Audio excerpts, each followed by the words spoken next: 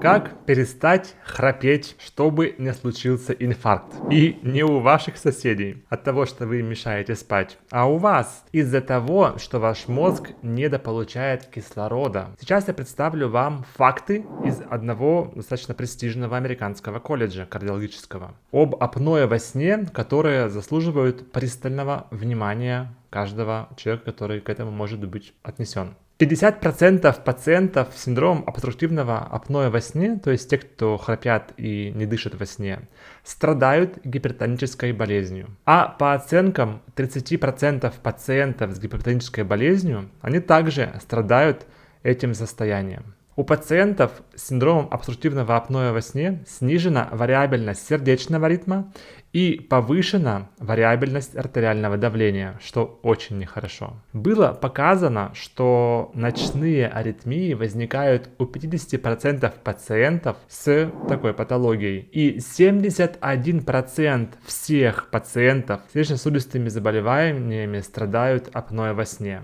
Исследования показали, что распространенность этого состояния и хронической сердечной недостаточности составляет 53%. Итак, обструктивное апноэ во сне независимо связано с внезапной сердечной смертью. Также сообщается в журнале Американского колледжа кардиологов за август 2013 года. Последние пару десятилетий клинические и академические исследования, а также эпидемиологические популяционные исследования и испытания четко установили тесную связь между апноэ во сне и сердечно-сосудистыми заболеваниями многих типов. Самая сильная связь с гипертонией, что приводит к добавлению апноэ во сне в качестве идентифицируемой причины гипертонии. Также может быть и CPAP-терапия, то есть дыхание с помощью аппарата во сне, может быть эффективным методом лечения артериальной гипертензии. Но как бы это, знаете, не выглядело интересно или даже по-новаторски, это чертовски неудобно. Нужно носить с собой этот аппарат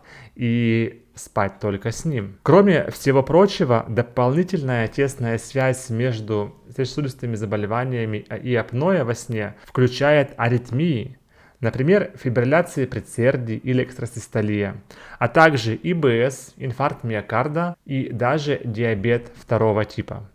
И если мы также примем во внимание рост ожирения во всем мире, то важность признания зависимости апноэ во сне и сердечно-сосудистых заболеваний станет еще более убедительным. Ожирение, заболевания сердца и остановки дыхания во сне, они взаимосвязаны. Как же это диагностировать, скажете вы?